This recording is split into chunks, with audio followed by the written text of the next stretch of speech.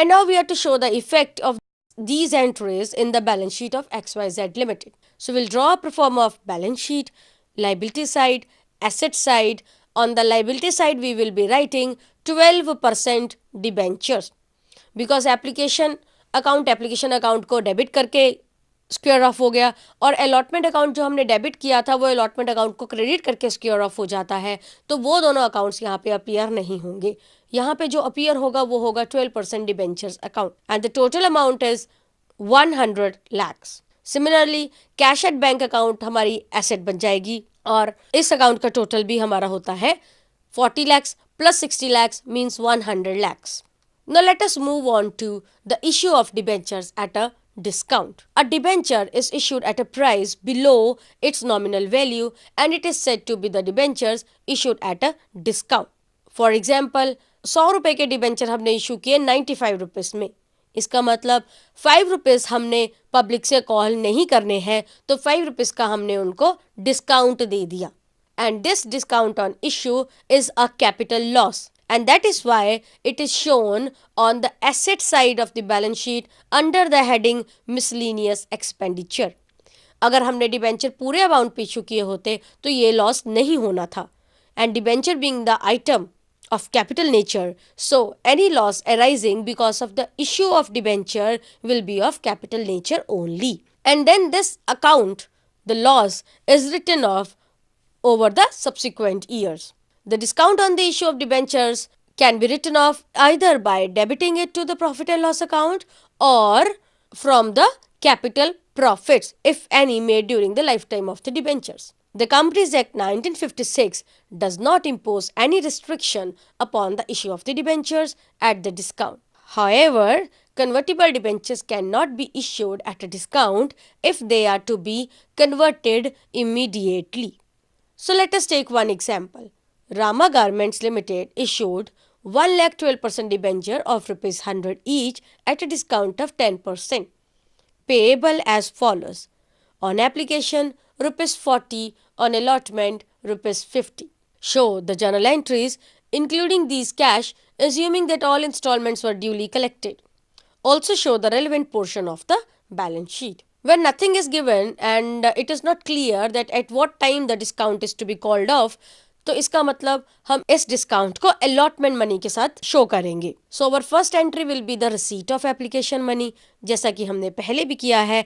Application money through bank हमने collect किया तो हम लिखेंगे bank account debit to 12% debenture application account.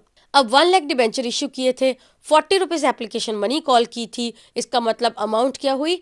40 lakhs in front of bank account and 40 lakhs in front of debenture application account. Next entry will be the transfer of debenture application to debentures account और debenture account credit होता है. इसका मतलब हमारी entry बनती है 12% debenture application account debit to 12% debentures account and amount will be rupees 40 lakhs.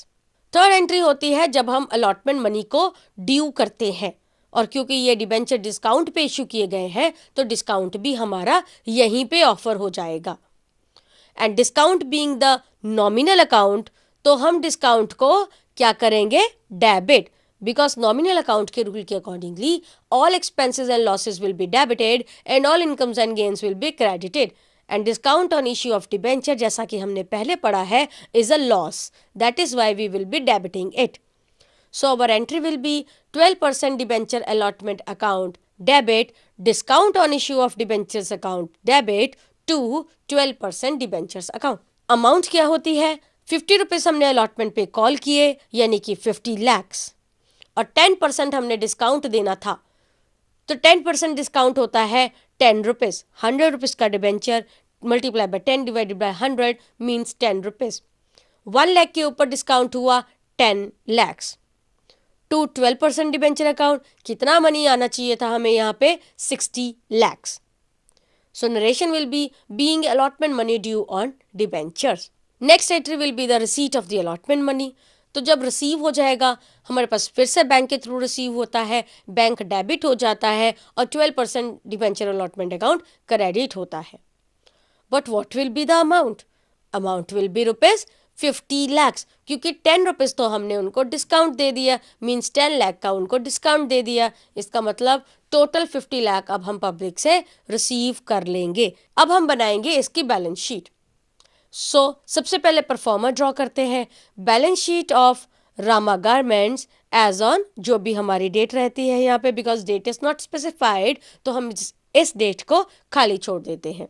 Then there is liability side and asset side.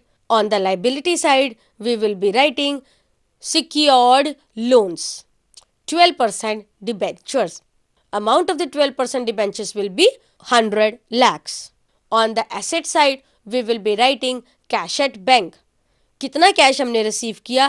पहले receive किया था 40 lakhs एप्लीकेशन पे और फिर रिसीव किया था 50 lakhs अलॉटमेंट पे। तो टोटल जो बैंक के थ्रू हमें कैश आया वो आया 90 lakhs. And then miscellaneous expenditure account, उसके अंडर हम लिखेंगे discount on issue of debentures 10 lakhs. तो इस तरीके से 100 lakhs का हमारा लाइबिलिटी साइड आई और 100 lakhs की हमारी एसेट साइड शो हो जाती है. Now let us take second case when the debentures are issued at a premium. Debenture is said to be issued at a premium when the price charged is more than its nominal value. For example, the issue of rupees 100 debentures for rupees 110 means that rupees 10 which was excessively charged is the premium. This premium is credited to the securities premium account and is shown in the liability side of the balance sheet under the head reserves and surpluses. Now let us take one example. Rama Garment issued 10,000 debentures at rate of 100 each at a premium of rupees 10 per debenture, payable as follows. On application rupees 50, on allotment rupees 60. The debentures were fully subscribed and all the money which was due was duly received. Record the journal entries in the books of the company and show how the amounts will appear in the balance sheet. तो सबसे पहले हम इसमें से application money receive करने की entry करते हैं। बैंक के थ्रू हमने मनी रिसीव किया और इस बार क्योंकि डिबेंचर्स के ऊपर रेट ऑफ इंटरेस्ट 10% था तो हमारे पास जो अकाउंट खुलता है वो होगा 10% debenture application account and our entry will be bank account debit rupees 5 lakh to 10% debenture application account rupees 5 lakh. अब इस एप्लीकेशन मनी को हमने ट्रांसफर कर देना है डिबेंचर्स में. We will be opening one new account that is 10% debentures account. तो application money जब पहले हमने क्रेडिट की थी ट्रांसफर करने के लिए डेबिट कर देंगे and our entry will be 10% debenture application account debit to 10% debentures account. Amount rupees 5 lakh. Then the next entry is for due of allotment money and the giving up of the premium. So 10% debenture allotment account will be opened and securities premium account will be opened. Security premium being the liability, so it will be credited. It is shown under the reserves and surplus on the liability side of the balance sheet. So our entry will be 10% debenture allotment account debit to 10% debentures account to securities premium account. अब allotment पे हमने money receive करना है 60 rupees. 60 into 10,000 means 6 lakh rupees. लेकिन इस 6 लाख में से सिर्फ 5 लाख मनी हमने डिबेंचर्स अकाउंट में ट्रांसफर करना है. Rest 1 lakh is a premium which will be transfer to the securities premium account. तो यहाँ पे 10% अकाउंट के आगे हम लिखेंगे अमाउंट 5 लाख और सिक्योरिटीज प्रीमियम अकाउंट के आगे हम लिखेंगे 1 लाख. और जब हम इसको रिसीव करेंगे तो रिसीव हमने कितना अमाउंट करना है? हमने रिसीव करना है 5 लाख जो कि डिबेंचर का था प्लस 1 लाख जो कि प्रीमियम का था. मींस टोटल 6 लाख रुपीस हमने रिसीव करने हैं at the time of the allotment. So our entry will be bank account debit to 10% debenture allotment account. अब हमने टोटल मनी रिसीव कर लिया है, इसका मतलब बैंक के आगे हम लिखेंगे 6 लाख और 10% डिबेंचर अलॉटमेंट अकाउंट के आगे भी क्या लिखेंगे 6 लैक्स। और अब हम इसकी बनाएंगे balance sheet to show the relevant effect.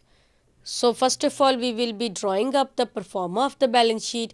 सो वहाँ पे हम लिखेंगे balance sheet of Rama garments as on dash, dash means because date is not given, liability side and asset side. On the liabilities, we will be showing reserves and surpluses on the upper side and then secured loans. Under reserves and surpluses, हमने show करना है security premium amounting to rupees 1 lakh. And then under secured loans, 10% debentures will be written amounting to rupees 10 lakhs. On the asset side, we will be writing cash at bank amounting to rupees 11 lakhs. पहले हमने application receive किया 50 lakhs, फिर हमने allotment receive किया 60 lakhs, तो total amount जो हमने लिखनी है that is 11 lakhs. Sometimes it happens that there is over subscription. Over subscription मतलब जैसे 10,000 डिबेंचर्स कॉल किए थे लेकिन हमें एप्लीकेशन आ जाती है 11,000 डिबेंचर्स के लिए. So when the number of debentures applied for is more than the number of debentures offered to the public, the issue is said to be oversubscribed. A company cannot allot more debenture than it has invited for subscription. So the excess money received on the debentures